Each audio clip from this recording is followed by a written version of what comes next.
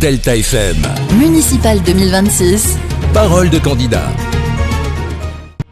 On continue cette émission spéciale Wormhout et nous sommes avec le maire de la commune, c'est David Calcoun, maire depuis 2023. Merci beaucoup David Calcoun d'être avec nous. Merci Cyril, bonjour Rémi, bonjour Cyril. Bonjour. On vous représente rapidement, donc vous êtes maire depuis 2023, vous êtes cadre chez Arcelor. C'est ça, je suis responsable des achats de pièces pour ArcelorMittal France.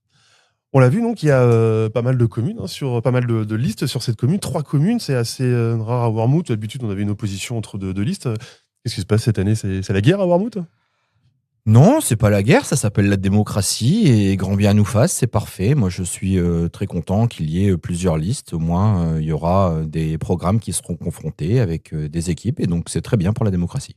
On rappelle évidemment, tout au long de cette interview, on aura le temps de présenter votre programme juste avant. On rappelle que vous avez été aussi sur la liste de l'ancien maire Frédéric Devos. D'ailleurs, quand on regarde sur sa proposition de foi, on a des reproches sur certains programmes que lui avait lancés, que vous auriez, en tout cas ce sont ses propos, que vous auriez arrêté ou en tout cas mis de côté. On pense notamment au vestiaire du stade, au parking du cimetière, aussi à la rénovation de l'église.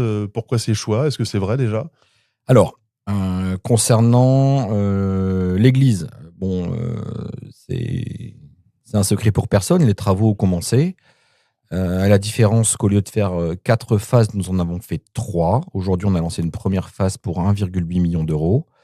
Assez peu de subventions d'ailleurs sur ce sujet, dans la mesure où il n'y a plus tellement d'argent à la DRAC. Donc, on espère que pour la phase 2, dans les années à venir, on aura un peu plus d'aide et ça conditionnera probablement la phase 2. Le vestiaire du stade de foot, tout est clair. Le permis de construire est en cours. On a simplement arrêté avec l'ancien architecte qui avait été mandaté par mon prédécesseur. Le projet était beaucoup trop cher, donc aujourd'hui on a diminué le coût du projet tout en améliorant le projet. Aujourd'hui on refait des vestiaires.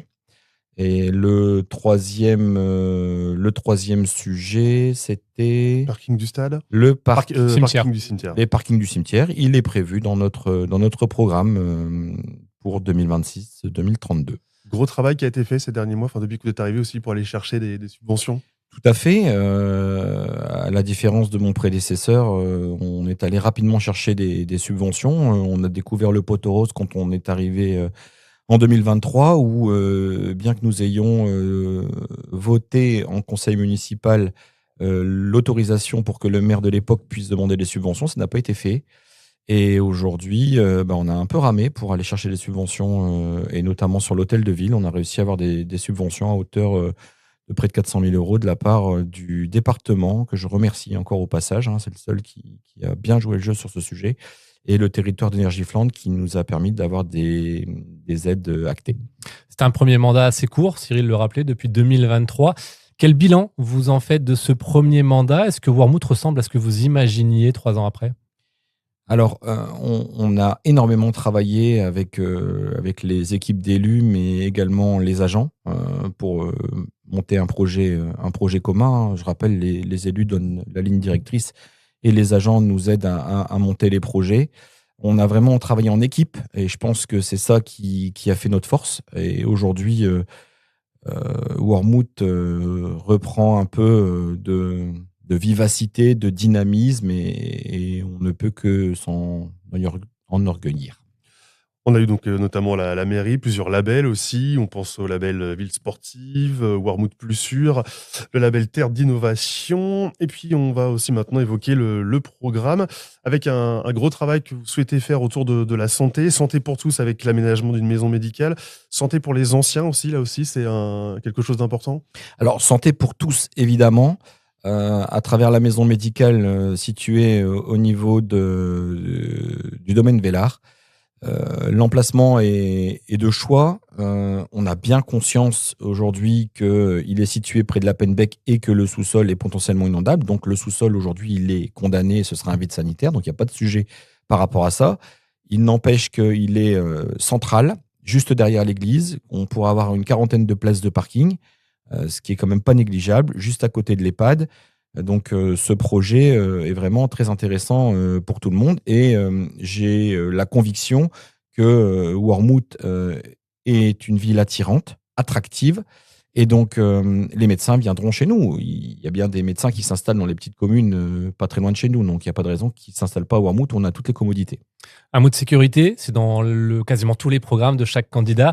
Là aussi, à Wormhout, vous imaginez un peu plus de caméras de vidéoprotection? Oui.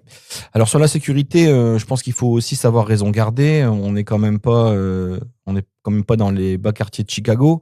On a évidemment un petit peu de délinquance, on a un petit peu d'excès de vitesse, des gens qui sont pas toujours très à cheval sur les stationnements de parking. Mais on a une ASVP qui travaille, on a les caméras de vidéoprotection qui aujourd'hui montrent vraiment tout leur intérêt et dernièrement, beaucoup de délits ont été résolus grâce à ça et grâce au travail qui est fait en intelligence avec la gendarmerie. David Calcoun, le maire de Wormhout, qui est notre invité. De très nombreuses propositions dans votre programme. Vous souhaitez organiser une fête médiévale, un grand bal, une nouvelle salle de gymnastique. Transformer les anciens bureaux de la CPAM en espace de vie sociale, ça veut dire quoi ? Alors, c'est-à-dire qu'on a un très très bel espace situé route de Lodringhem et donc on souhaite y accueillir le CCAS, également des partenaires institutionnels type CAF, CPAM, etc. Sur des actions ponctuelles. Ils viennent de temps en temps, une journée, une demi-journée, etc. Et à l'étage, potentiellement accueillir une association d'aide à domicile. Il y a aussi pour les jeunes une volonté de redéfinir, on va dire, le lycée de l'Isère. Ça aussi, qu'est-ce que ça veut dire du coup ? Qu'il soit plus général, c'est ça ? Alors, en fait, le lycée de l'Isère est un lycée professionnel et on souhaiterait faire en sorte que ce lycée devienne polyvalent. Donc, on travaillera avec tous les acteurs politiques et notamment la région pour voir dans quelle mesure on peut transformer ce lycée professionnel en un lycée polyvalent qui pourrait accueillir des classes technologiques et générales. Face à vous, on en a parlé tout à l'heure, 2 listes, l'ancien maire Frédéric Devos, qui va se présenter en binôme, en tout cas qui annonce se présenter en binôme. Comment vous voyez cette candidature de binôme ? Est-ce que 2 maires, comme il l'indique, peuvent représenter la commune ? Comment vous l'interprétez, cette candidature, cette double candidature même ? Alors, je ne vais pas faire de la langue de bois, je ne suis pas connu pour ça. Mon prédécesseur, Frédéric Devos, a toujours travaillé sous couvert de son DGS, enfermé dans un bureau. Aujourd'hui, il joue sa carte sympathie avec Christophe Degrand, qui est plutôt sympathique, et donc il essaie de le mettre un petit peu en avant. Maintenant, j'ai aucun doute sur le fait qu'il continuera de s'enfermer avec son DGS dans un bureau pour continuer à vouloir diriger de façon autocratique comme il l'a toujours fait. Et en 2 mots, la liste RN qui débarque à Wormhout, ça vous inspire quoi ? Ça m'inspire pas grand-chose, de la démocratie et c'est normal. Maintenant, quelqu'un qui se présente sous cette étiquette-là, mais qui n'est pas Wormhoutois, il habite Ouescapelle, il est Wormhoutois depuis même pas 1 an. Il sera accompagné, pareil, de personnes qui ne sont pas de Wormhout. Donc bon, c'est très bien pour la démocratie, mais c'est pas vraiment très intéressant pour la commune. Merci David Calcoun. Merci beaucoup David Calcoun d'avoir été avec nous. On rappelle donc pour cette ville de Wormhout, vous aurez en face de vous 2 autres listes portées par Frédéric Devos et Éric Marten. Merci beaucoup. Merci et que le meilleur gagne.